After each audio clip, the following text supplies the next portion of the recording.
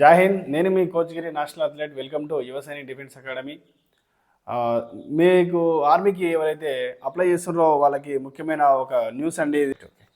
చూడండి, మనం ఆన్లైన్ సెంటర్కి వెళ్ళినప్పుడు మీరు ఇలా షేవింగ్ ఉన్న ఫోటో మాత్రం తీసుకెళ్ళదండి. క్లీన్ షేవ్ ఉండాలి, ఆ ఫోటో మాత్రమే తీసుకెళ్ళాలి. నీట్గా కటింగ్ ఉండాలి. ప్రజెంట్ దిగిన ఫోటోలు మాత్రమే తీసుకెళ్ళండి. ఎందుకు ప్రజెంట్ దిగిన ఫోటోలు తీసుకెళ్ళాలంటుందంటే, ఇప్పుడు back 1 year back 2 year back తీసుకుపోయిన ఫోటోలు తీసుకుపోయి అప్లికేషన్కు పెడతారు. పెట్టినప్పుడు అది ఏమవుతుందంటే, అక్కడ వెళ్ళిన తర్వాత అడ్మిట్ కార్డులో చేంజ్గా వస్తుంది ఫోటో. మీరు ఏదైతే పెట్టి అప్లై చేస్తున్నారో ఆ ఫోటోనే అడ్మిట్ కార్డులో వస్తుంది. అడ్మిట్ కార్డు తీసుకొని మనము ఎగ్జామ్ రాయడానికి ఈవెంట్స్కి పోయినప్పుడు ఆ ఫోటో కూడా చేంజ్ కనబడితే బయటికి పంపిస్తారు. నెక్స్ట్ మెయిన్ రీజన్ ఏంటంటే, ఆన్లైన్ అప్లికేషన్ అయితలేవు. మెయిన్ కంప్లైంట్స్ ఎందుకంటే చూడండి, 10th మెమోలో ఏ విధంగా అయితే ఉంటుందో మీ సర్నేమ్ ఏ విధంగా ఉంటుందో మీ ఆధార్ కార్డులో కూడా అదే విధంగా ఉండాలి. మీ బేస్ మొత్తం 10th మెమో ఏ విధంగా అయితే ఉంటుందో ప్రాపర్గా సర్నేమా లేకపోతే ఇనిషియల్ ఉంటుందా చూసుకోండి ఫస్ట్ 10th మెమోలో. అదే విధంగా ఆధార్ కార్డులో కూడా సేమ్ అప్డేట్ చేయించండి. ఈ ఫాదర్ పేరు ఏదైతే సర్నేమ్ ఉంటే 10th మెమోలో సర్నేమ్ ఉంటే సర్నేమ్, ఇనిషియల్ ఉంటే ఇనిషియల్ ఆధార్ కార్డులో కూడా అదే విధంగా ఉండాలండి.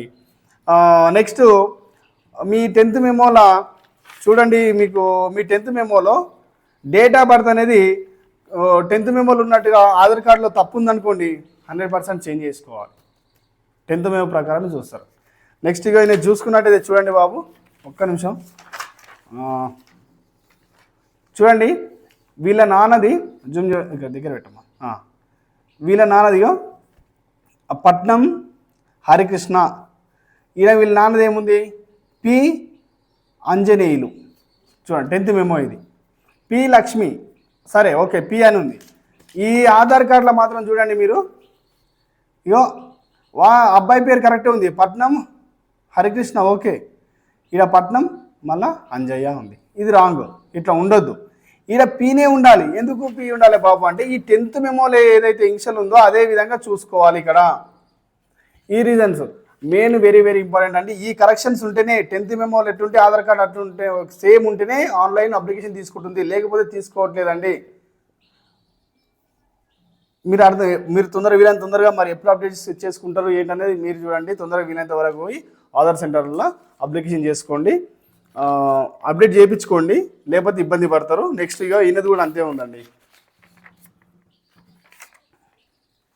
ఇక బంటు అరుణ్ కుమార్, వీళ్ళ నాన్న పేరు లేదు ఆధార్ కార్డులో. ఇరండి చూడండి, ఇబ్బంది అవుతుంది. ఇప్పుడు బంటు అరుణ్ కుమార్ ఇది ఉంది కదా, వీళ్ళ నాన్న పేరు ఏడుంది చెప్పండి.